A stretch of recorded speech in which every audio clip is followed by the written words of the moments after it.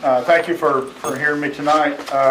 It's been a busy first quarter of 2025. We've made a lot of changes inside the jail as well as on the road. We have a new administrative staff with the jail, Major Ray Keene, Captain Amanda Fisher, and Lieutenant Doug Altizer, and they are doing a fabulous job in the positions they're in. Go ahead and start out. During this last quarter, we've had 4,578 phone calls answered by the dispatchers. We've served 2,744 civil papers, 199 criminal arrests, 102 of those were for felonies, and 98 were for misdemeanors. Actually, that doesn't add up, does it? No. But it's 199. 103 incident-based reports. That's reports that we have to file in the system.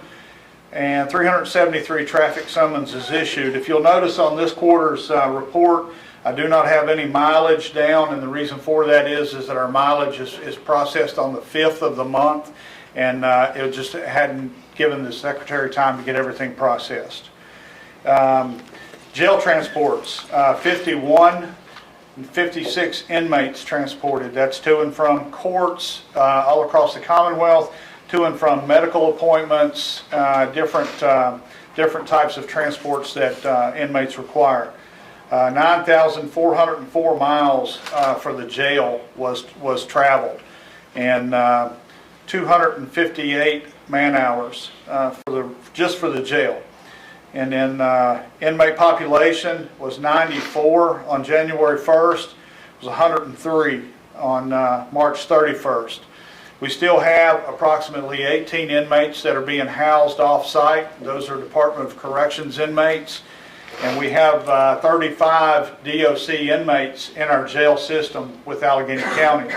I've contacted Mr. Terry Alston, and he has contacted the Commissioner of Corrections, and they are making plans, hopefully by the end of this week, to pick up all 35 of those employees, and that will reduce our population dramatically. So I'm very hopeful that will take place. They have to be reminded periodically, don't they? Yes, sir. Yes, sir. Well, and it's a process. I'm not going to, we have a certain amount of time before we go out of, basically out of compliance with certain inmates. So, and DOC has the same number. Okay. So that, they're going to play it as long as they can because of money and the same. The problem is that we get about $12 a day for keeping a DOC inmate, and we pay about $35 a day to house an inmate somewhere else. 201 inmates processed into the jail during the quarter and 213 released. 1,494 EMS calls. On the second page there, you'll see the animal control quarterly report. He had a total of 525 calls and 239 follow-ups. He had 5 bite reports and 19 summonses were issued. That was either for dangerous animals, for dogs running at large, animals running at large, or for failure to maintain certain requirements for their animals. Several dogs were taken into quarantine during that time and placed over at the shelter. Shelter's been very, very cooperative with everything that we've needed with them. If you'll see the other pages there, I've listed this month the number of psychiatric visits that we have in our jail. And the medical summary on the 4th page is for the treatments that the inmates have received. All of these do, once again, come out of our budget. We do have insurance that pays for a lot of that, but we still have to pay a certain amount of those fees as well. I want to update you as well. We have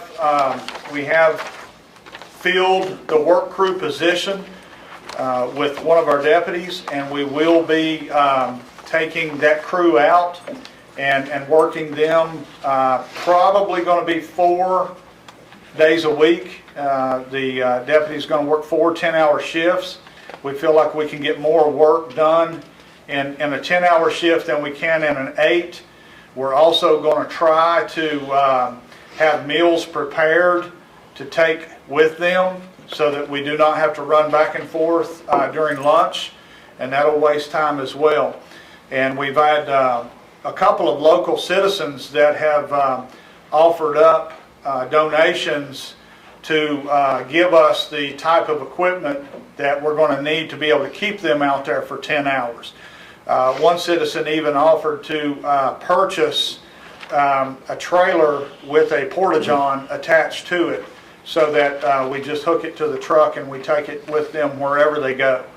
And also, just for your information, I know that you have received my budget. I've submitted it, and I do have a meeting scheduled with the City of Covington, Mr. Dressler, sometime next week. The 2 days that his secretary sent me did not work with my schedule, but we will get that meeting in sometime next week. Does the board have any questions? Board member, questions or comments? It's a lot of information. Yes, sir. A lot of stuff happens down there that you really wouldn't know until you come in there for a day. What about your classes, the ones that have been running?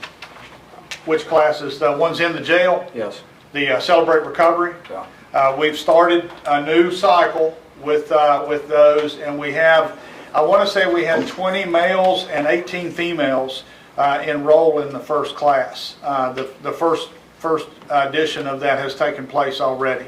And that seems to be really hitting it off. I'll give you a success story. Ran into a young lady yesterday morning. She was walking up the ramp going to the courthouse. She said, hello. I said, hello. I said, are you in trouble again? She said, no, sir. I'm here for my probationary hearing. And she said, I've got a job, and I'm hoping to enroll at Mountain Gateway, get a job, and get my children back, and get my life back in order. Young lady, probably 25 years old. You know, she realized that jail's not the place she wants to be. So, Good. very They happy got about to have some kind of talent though when they come out. Yes, Or sir. They'll end up right back to the same place. yes, sir. I'm trying my best to find jobs for them. I've got a landscaping company right now that said he would hire, you know, whoever I can get him. So that's at least some good solid work for them to get them started. Thank you. Anybody Thank you, else? Sheriff. Thank you, sir. Thank you.